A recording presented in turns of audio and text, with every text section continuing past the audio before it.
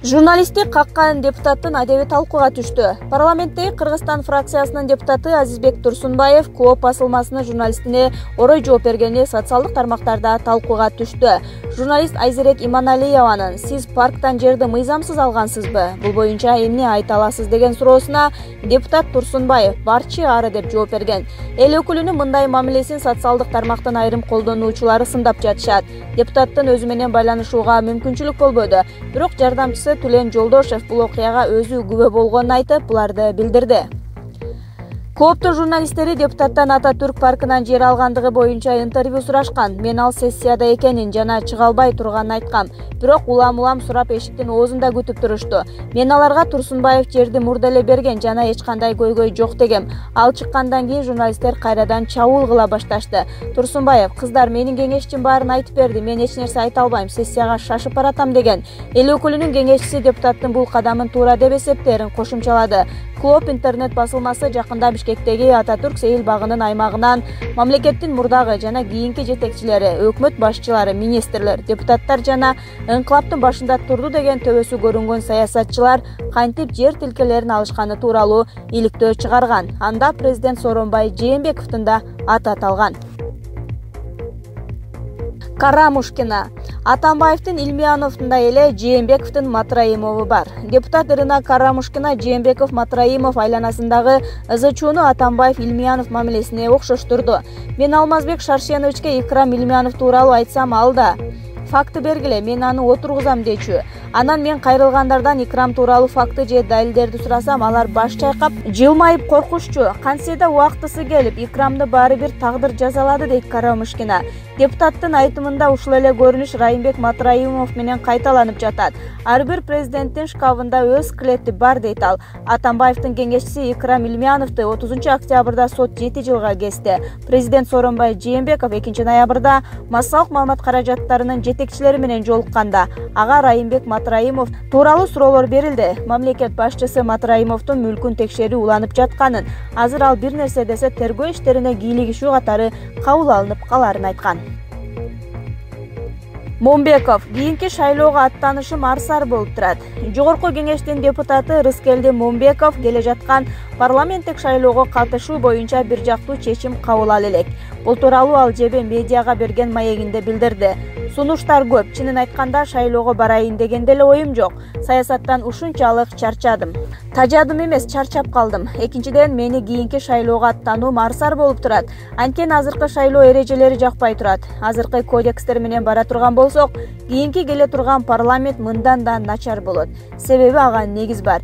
Кедей кембагалдар эмес, байлар, банкирлер, базаркомдор, акчалуулар бара турган шайлоо болот" дейт Момбеков. Анын айтымында азыркы шайлоо эмес эле бурмалуу болуп жатат. Муну депутат мандат ала турган кишини эл эмес, партия лидери тандап жатканы менен байланыштырат. "Мен башынан эле сунуштап келгем. Жогорку кеңешке 90 гана депутат жетет. Анын 45 округтардан келсе, 45 саясий партиялардан келсин. Мына ошондо гана карышкыр ток кой аман болот" дейт эл өкүлү. Момбеков алдыдагы шайлоодон кооптонуп турганын, азыркы кодекстер чоң аламатка карапайым эл менен бийликтин кармашына, кезектеги инкылапка алып келиши мүмкүн деп чочулайт. Абактагы Атамбаев Жээнбековдорду кечирүүгө даяр экенин билдирди. 4 ноябрда Жогорку кеңештин депутаттары Ирина Карамушкина, Асель Кодуранова жана Альфия Самигуллина абактагы Алмазбек Атамбаевден кабар алды. Бул тууралуу Карамушкина билдирди. "Эркек депутаттар барыштан коркот, бирок ошолордун көпчүлүгү Атамбаевдин колдоосу менен бутка турушкан" дейт депутат. Ал Атамбаевдин азыркы абалы эмне менен алек болуп жатканына кыскача токтолду. Ал классиканы окуп жатат, спорт залга барып жатат, көбүрөөк СИЗО 1деги балдар тууралуу сүйлөштүк. Ал Атамбаев күнөөсү далилденсе өзү отурууга даяр, бирок балдардын баары эркиндикке чыгышы керек деп эсептейт. Алардын айыбы эмне? Алар экс-президентти мыйзамсыздыктан коргоп, бийликтин кылмыштуу аракеттерине каршы турушту дейт Карамушкина. Атамбаев ага колдоо көрсөткөндөргө, апрелчилерге батасын берип, жараткандан бийликке такыбалык кайтсын деп тилептир.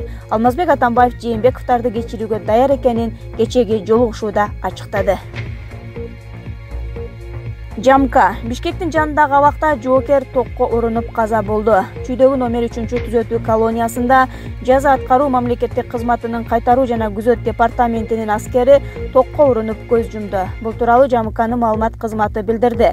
Кырсык Чүй облусунун Новопокровка айылында жайгашкан номер 3-колонияда 4-ноябрь күнү болду. 4-батальондун катардагы жоокери лампочка алмаштырып жаткан учурда токко урунган деп айтылат билдирүүдө. Маалыматка караганда медициналык жардам көрсөтүлгөнүнө карабай жоокердин өмүрүн сактап калууга мүмкүн болгон эмес. Тиешелүү соттук медициналык экспертиза дайындалды. Кытай космоско жерди 3 эсе чоң өлчөмдө байкоого алган спутнигин учурду. Кечээ 4-ноябрда Кытай космоско 3 эсе чоң өлчөмдө көрүнүштү ала турган Бейдуо аталышындагы жерди байкоо спутнигин учурду. Бул тууралуу чет элдик басылмалар жазышты. Маалыматка ылайык, спутник Кытайдын Сычуан провинциясында жергиликтүү убакыт боюнча түнкү саат 1:43 учурулганы айтылган. Бейдуо спутниги жогорку пикселдүү көрүнүштөрдү алат. Жерди байкоодо алган маалыматтарды картага түшүрөт. Ал маалыматтар шаар жана элет аянттарынын курулушу, статистикалык изилдөө тармактарында колдонулат. Спутниктин колдонуучулары катары Кытай табигый булактар министрлиги жана өнүктүрүү министрлиги болмокчу деп айтылат маалыматта. Кытай жердин көрүнүштөрүн тага алуу үчүн космоско спутниктерди жөнөтүү боюнча долбоорду 2010-жылы баштаган. Башкы прокуратура милиционерлер 3 жол кырсыгын жашырып койгон. Бишкекте болгон 3 жол кырсык боюнча факты жашырылган. Бул тууралуу башкы прокуратурадан билдиришти. Аталган фактылар кылмыш жана жоруктардын бирдиктүү рейстерине каттоого алынган эмес. Башкы прокуратура Бишкек шаардык травматология жана ортопедия илим изилдөө борборуна криминалдык мүнөздөгү жаракат менен түшкөндөрдүн санын текшерген. Натыйжада үстүбүздөгү жылдын январь айынан июнь айына чейин ооруканага 2 аял менен 1 киши кайрылганы белгилүү болгон. Башкы прокуратурадан билдиришкендей, ооруканага Бишкек шаардык ички иштер бөлүмүнүн кызматкерлери бекитилген. Аларга дарыгерлер криминалдык мүнөздөгү жаракат менен түшкөндөр тууралуу маалымат берип турат. Бирок жогоруда аталган фактылар эмнегедир кылмыш жана жоруктардын бирдиктүү рейстерине каттоого алынган эмес. Бүгүнкү күнгө чейин жол кырсыгына жол берген тараптарга укуктук баа бериле элек деп айтылат маалыматта. Учурда кылмыш жаза кодексинин 357-беренеси боюнча сотко чейинки териштирүү иштери жүрүп жатат. Тергөө амалдарын УКМК жүргүзүүдө.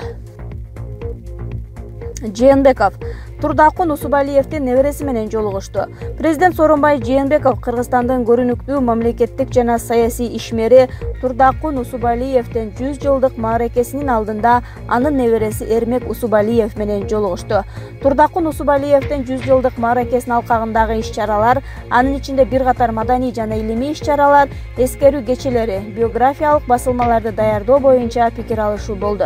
Мамлекет башчысы Турдакун Усубалиев жөнүндө эскерүүлөрү менен бөлүшүп, анын кыргыз мамлекеттүүлүгүн бекемдөөгө, өлкөнүн социалдык экономикалык өнүгүүсүнө жана коомдун турмушундагы бардык тармактарга кошкон зор салымын белгиледи. Президент Сооронбай Жээнбеков Турдакун Усубалиев Кыргызстандын тарыхында өзгөчө орунду ээлеген бир доордун кайталангыс инсаны экенин баса белгиледи. Эрмек Усубалиев Турдакун Усубалиевдин 100 жылдык мааракесин кеңири өткөрүү боюнча демилгеси жана колдоосу үчүн мамлекет башчысына ыраазычылык билдирди. Ал бардык пландалган иш-чаралар өз убагында өткөнүн жана ага катышкан мамлекеттик органдардын ишин канааттануу менен белгиледи. Президент Сооронбай Жээнбеков жана Эрмек Усубалиев 6-ноябрда Турдакун Усубалиевдин туулган күнүндө Токтогул Сатылганов атындагы Кыргыз улуттук филармониясында өтө турчу 100 жылдык мааракесинин алкагында салтанаттуу иш-чараларга карата даярдыктардын жыйынтыгын чыгарышты. Карызыбыз ар бир жаранга $700 тиет. Кыргызстандын тышкы карызы $4,5 миллиард экен айтылып жүрөт. Кытайга эле $1,5 миллиард карызбыз. Буга чейин төлөгөн карыздарды эске алганда жалпы $9 миллиард чейин карыз алганбыз. Аны кайтаруу лимити да жакындап келаткан адистер айтышат. Бул тууралуу факты KG гезити жазып чыкты. Мамлекеттик карызды иликтей келгенде ар бир кыргызстандык жаранга орточо $700 тиет экен. Карыздын кутулуу үчүн жалпылап акча чогултуу уюштурулган, бирок майнап чыккан эмес. Карапайым адамдар бул аракетти атайын уюштурган чоңдордун оюну деп карызды алган ошол чиновниктер төлөш керек экенин айтышкан. Дүйнөдө дээрлик бардык өлкөлөр Кыргызстан сыяктуу эле карызкор, бирок Кыргызстан менен Тажикстан карыз алууда алдыңкы сапка чыгып, Кытайдан ашыгы менен алган өлкө катары айтылып келет. Ал турсун карызы үчүн өз эгемендигин жоготуп коюу коркунучу бар өлкөлөр тизмесине да кирген. Бажыдагы бардак жоюлабы? Бул тууралуу премьер-министр Абылгазиев кечээ түнү Тору-Карт көзөмөл өткөрмө жыйынындагы бажы жана чек ара кызматтарынын иши менен таанышуу учурунда билдирди. Ал айрым жарандар өз бажы кызматынын ишине кандайдыр бир ишенбөөчүлүк менен мамиле кылаарын бардыгыбыз билебиз. Алар бажы жыйымдарынын бөлүгү кассадан тышкары кетет деп эсептешет. Биз мындай күмөн саноолорду жоюп, бажы кызматынын ишинин ачыктыгын көрсөтүүгө тийишпиз. Мында бардыгы онлайн режиминде болушу керек, деди Мухамбеткалый Абылгазиев. Баары ачык, таза болсо биринчи кезекте сиз жетектеген өкмөткө жакшы болмок. Бирок андай болооруна күмөнүбүз бар. Райым ата, Райым миллион турганда бажынын багачыларына көзүбүз жетпейт. Ал адам иштен кеткени менен анын ымаалаштары дагы деле бажы системасын сызгырып отурат, дейт Факты Кейчи гезити. Ынтымак айылынын тургундары ичүүчү сууга муктаж. Жогорку кеңештин төрагасынын орун басары Аида Касымалиева Ош облусунун Өзгөн районундагы шайлоочулар менен жолугушууда. Касымалиева 4 ноябрда Жалпак Таш айыл өкмөтүндөгү Ынтымак айылындагы шайлоочулар менен жолугушту. Бул жердегилер Өзгөндөгү табигый кырсыктан улам көчүрүлүп келгендер. Ынтымактагылар ичүүчү суу жетпей кыйынчылык тартып жатышкандыктарын эл өкүлдөрүнүн астына коюшту. Жергиликтүү тургундар бир катар атка минерлерди сындап, жогорку кеңештин депутаттары келерин угуп, суу чыгара коюшканын айтышты. Айтымында бул аймакка суу чыгуучу насостук жабдуулар үчүн мамлекеттик бюджеттен 35 миллион сом бөлүнгөн. Насостук жабдуулар жыл айланбай керектен чыгып эле кайра эле таза суусуз калышкан. Суу жок маалда жергиликтүү тургундар бир нече чакырым алыстыктан суу ташып келүүгө мажбур. Аида Касымалиева жогорудагыдай элдин муктаждыктарын пайдаланып жатканына нааразычылыгын айтып, аткаруу бийлик өкүлдөрүнө катуу эскертүү берди.